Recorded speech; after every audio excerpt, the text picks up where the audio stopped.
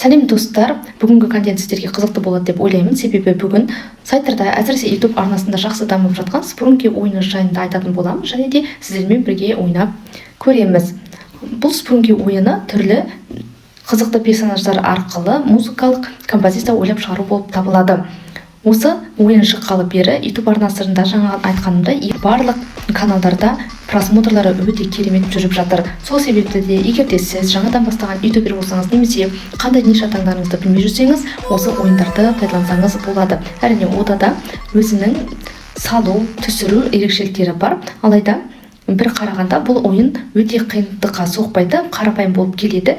Тек қана кішкене шығармашылық ой-өрісіңізді қоссаңыз жеткілікті.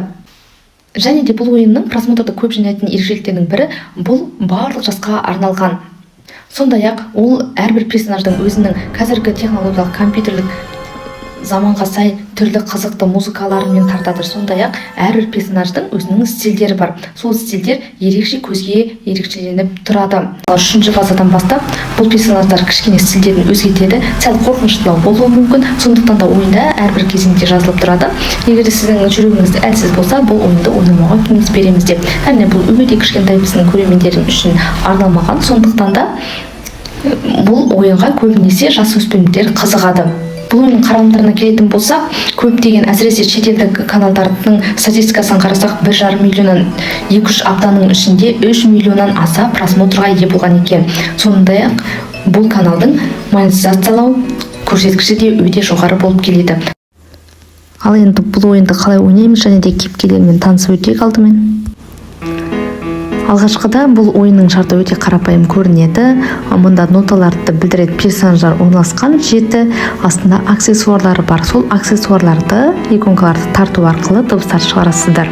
Жалғыз нота емес, бірнеше нотаның қосындысы аккордтарды шығады. Және де бірнеше кейіпкерлерді қосу арқылы да керемет әуенді ойлап табуға болады. Бір жағынан қарағанда өте құлаққа жағымды естіледі, арт жағындағы атмосферасы да, бірақ жаңа айтқанда келесі фазаларда ол атмосфера, персонаждың түр-түстері барлығы өзгере бастайды. Және бұл персонаждың өздерінің әр қайсының жеке атаулары бар, аттары мына жерге шығарып қойдым. Және де видеоның описание бөлімінде қалдырып кететін боламын. Жалпы бұл ойынның ойлап табушысы сіздер таң қалатын боласыздар. 15 жастағы бала болып табылады. Ол өзінің сондай арнайы программасы арқылы әртүрлі осы ойынның фазаларын өзгертіп шығарып отыр. Бұл ойын жақында ғана, яғни осы 2024 жылдың қазан айынан бастап қана шыға бастады және бірден бүкіл сайттарда таралып өте танымал болып кеткен болатын. Ал бұл персонаждардың өзінің оқиғасы, өзінің сюжеті бар. Сіздер бұл жерде өтірік өзінің бет бейнесін жасырған Спрунгиді тауып, соны жойып, бал жинауларыңыз қажет. Бал жинаған сайын сіздер басқа фазаға көтеріле бастайсыздар. Сол арқылы жеңімпаз боласыздар. Әр фазаға өткен сайын кейіпкердің бейнесі ашыла түседі, нағыз яғни бет пердесі ашылады. Және де бұл жерде кімнің қылмыскер екенін анықтауға мүмкіндік береді. Жалпы бұл ойынның сюжетінің өзі қызық, сәйкестік пе әлде басқа ма, автор нені білдірді белгісіз.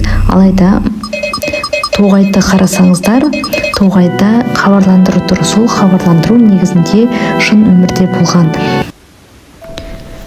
26 тамыз 2024 жылы Дейтонның Огайо штатында 16 жастағы қыз бала жоғалып кетеді. Ең соңғы рет осы күні көрген екен. Және де бір таңғаларлығы мұнда былай жазылған: егер де сіз бұл қызды көретін болсаңыз, оған жақындамаңыз, ештеңе жасамаңыз, тек қана құқық қорғау органдарына хабарласыңыз деп жазылған екен. Сайттағы бұл хабарлама әлі күнге тұр. Соған қарағанда қыз әлі табылмаған көрінеді. Ал бұл ойынның авторы бұл хабарламаны неге іліп қойды, бұл жерге неге көрсетіп қойды? Жай ғана сәйкестік пе, әлде персонаждарды табу кезінде осы сюжетті қолдану керек пе? Кейбір кейіпкерлерге қарасаң, тіпті жындыханадан қашып кеткен адамдарға ұқсайды, соған сәйкестендіріп жасады ма деген ойлар келеді.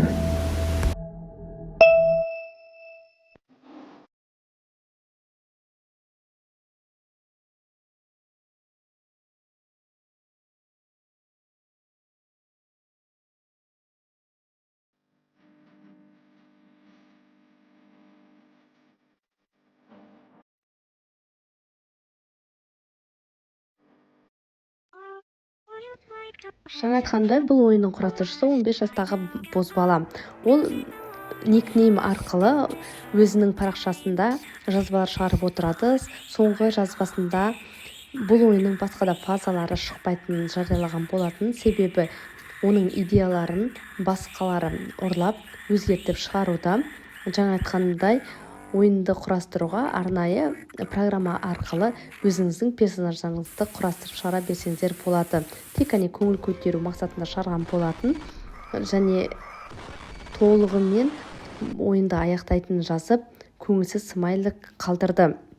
Дегенмен де ол өте керемет жаңалық жасады, сенсация деуге болады. Қазіргі таңда бүкіл әлем бойынша ютуберлердің барлығында талқылауда жүрген осы ойын. Сол үшін үлкен бір қошеметке ие деп айта аламыз.